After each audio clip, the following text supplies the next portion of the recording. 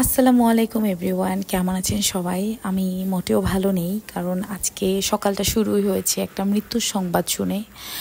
একটা মেয়ে যে আমার চোখের সামনে অবরত থাকতো এবং আমার কাছে সাজেশন নিত। আমি ওকে অনেক অনেক ভালো সাজেশন দিতাম। তার বয়স খুবই কম, মাত্র 22 বছর। সেই মেয়েটা নিজের ইনকাম দিয়ে মাত্রই তার জীবনটাকে শুরু করে উপভোগ করছিল।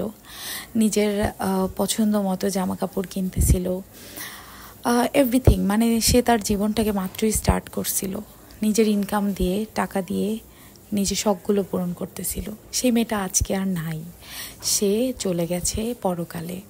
তার সাথে এ জীবনে আর কখনোই দেখা হবে না আমাদের।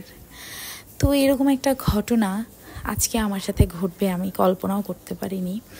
তার সাথে আমার দেখা হয়েছে 1 মাস আগে, রোজার মাঝখানে। মানে ওর ইনসিডেন্টটা কী ছিল, ও হঠাৎ করেই গত 2 মাস আগে ওর অজ্ঞান হয়ে পড়ে গেছে। পড়ে যাওয়ার পরে বাসায় আসার পরে ওকে স্যালাইন দিয়ে ও একটু ঠিক হচ্ছিল।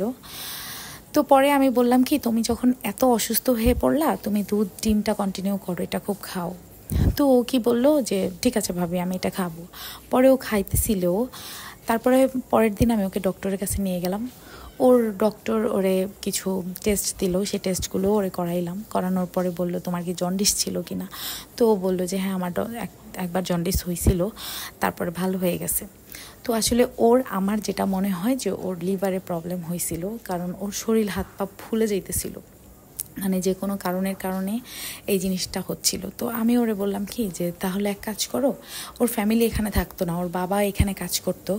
তারপরে ওর বাবা বলছে যে আপনাদের কাছে আমি রেখে গেলাম আমার মেয়েটাকে, ও গার্মেন্টসে কাজ করে, ও 10,000 টাকার মতো স্যালারি পাইতো। এখন ওর সেটা বেড়ে 20,000 টাকা হয়েছে। মানে ও আস্তে আস্তে পদোন্নতি হইতে ওর 20,000 টাকা স্যালারি হয়েছে। তো ও মাত্রই ওর জীবনটাকে উপভোগ করা শুরু করছিল। আমার কাছে সবসময় সাজেশন নিত, ভাবে কি কিনবো, এটা করব ওইটা করব, ঈদের সময় এই শপিং করব ওই শপিং করব।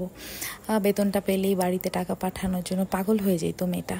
খাওয়া দাওয়া খুবই কম করতো, চানাচুর বিস্কিট এগুলোই খাইতো। তো আমি সব সময় কিছু রান্না করলেই ওরে আমি দিয়ে খাইতাম, যেটা সত্যি কথা। আমার শাশুড়ি সেও বলতো যে তুমি ওকে কিছু দিও। আবার আমি রান্না করলেও নিজের থেকেই মন থেকেই আসতো, কারণ ও সিঙ্গেল ছিল, ওর কেউ ছিল না বাসায়। তো ওর পেছনে না সবসময়ই অনেক ছেলেরা লেগে থাকতো কথা বলার জন্য বা ওর সাথে ফ্লার্টিং করার জন্য। তো আমি ওকে সবসময় সাজেস্ট দিতাম যে এদের কাছ থেকে 100 হাত দূরে থাকবা। ইভেন ও ওইটাই করতো। ওর মেসেঞ্জারটাও আমার মেসেঞ্জারে কানেক্ট ছিল, ও কাদের সাথে কী কথা বলতো আমি সবই দেখতাম। কিন্তু ও কখনোই আমাকে মানে কিছুই লুকাইতো না, ও সব আমাকে সত্যি কথা বলতো। তো ও মানুষ যতই ওরে খারাপ বলতো বা নেগেটিভ কিছু বলতো, কারণ মেয়েটা অনেক সুন্দর ছিল, ওকে বিয়ের প্রপোজালও দিত আমার এলাকা থেকে অনেক স্থানীয় ছেলেরা। তো ও বিয়ে করতে চাইতো না, কারণ ওর পেছনেও একটা এরকম ইনসিডেন্ট ছিল।